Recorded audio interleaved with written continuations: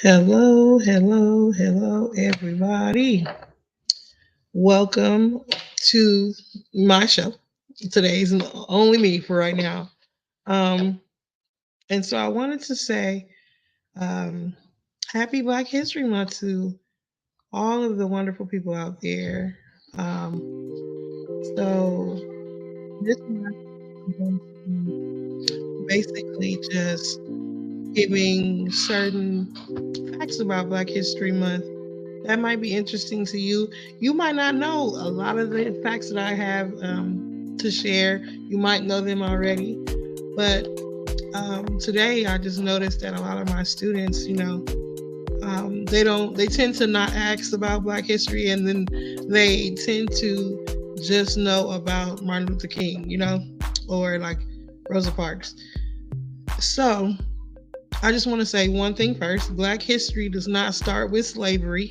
Okay. If you were in my class, maybe last year or the year before that, I don't play about that. And you also know that we've done countless shows about our history, Black history, where we start with we were once kings and queens. Okay. So I'm just going to be giving you guys some little facts about Black history and where we come from. It's some of the most powerful ancient African kings and queens who ruled the continent through the years, as well as some United States facts about Black history as well. So let me get this. I'm trying to get the right background music for this together. No, let's do lo-fi. All right, there we go. Boom. Okay, so also like, share, subscribe this video. If you would like to email me, missdteaches1@gmail.com. Okay. All right, so I think our first fact, we're going to be talking about Queen Amina. And let me get the picture up so I could read a little snippet, and then we're gonna jump into a fact that I just still feel like is so important that people do not know about these days. So let me do that. Okay, yeah, so we're gonna go from one queen of Africa to another man that was very vital and important back into it. Okay, so we have Queen Amina. She was the daughter of a great warrior. She was a warrior princess. She inherited her mother's assertive nature and her precise skills. And she was really an amazing warrior, like throughout the 16th century. She helped acquire different lands, and her being like this great warrior princess spanned over 3 decades. So shout out to Queen Amina. Now I think I'm going to just show this video about shout out to Vicente I gotta say it right.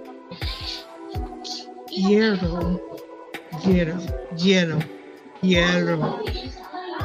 So he was the president of Mexico, right, in 1829, around that time. So 40 years before President Abraham Lincoln would do the same thing and ban slavery with the Emancipation Proclamation. This man abolished slavery 40 years before Abraham Lincoln. Now, mind y'all, some of the kids right here now, so they will be talking, but he was the Mexican president. His mother was a slave, and he ended up being the Mexican president, and then ended up freeing the slaves 40 years before Abraham Lincoln in Mexico. Okay, so before we get into this video, let me read this copyright disclaimer really quick, and then I'll be out your way.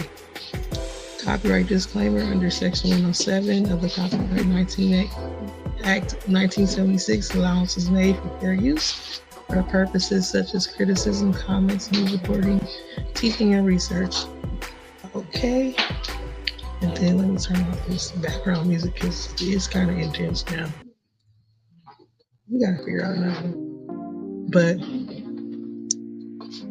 yeah, I like that one better. Okay. So let me do this video and play it. And while we are playing it, I just keep an open mind because you never do know. You know, I always want to put black and brown people against each other. But in all actuality, in all reality, we've been helping each other for a very long time. So here goes that video.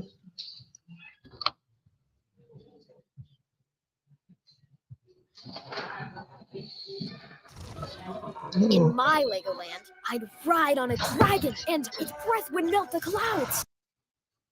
Okay. The freedom seekers who managed to evade capture and reach the U.S.-Mexico border still had to face one more deadly obstacle, the Rio Grande River. Crossing the Rio Grande was a very dangerous feat. It is missing.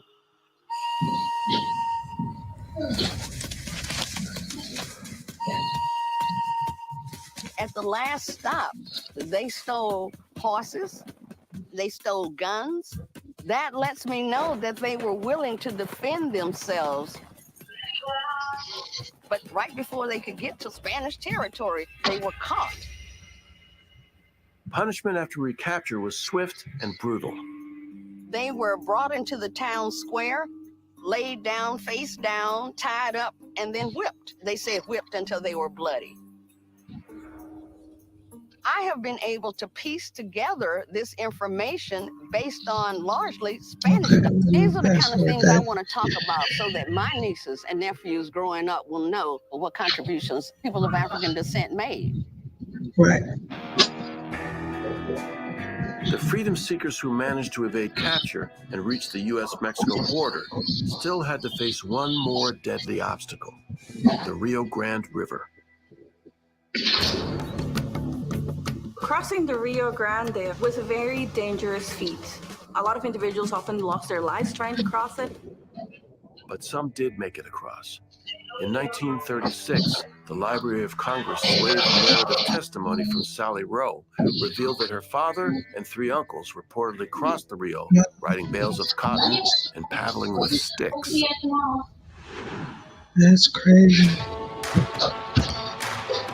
You just never know what people go through, man. Members of Texar, a Texas-based search and rescue team, have witnessed firsthand the deadly risks and unseen dangers freedom seekers would have faced. So I'm just going to end that here.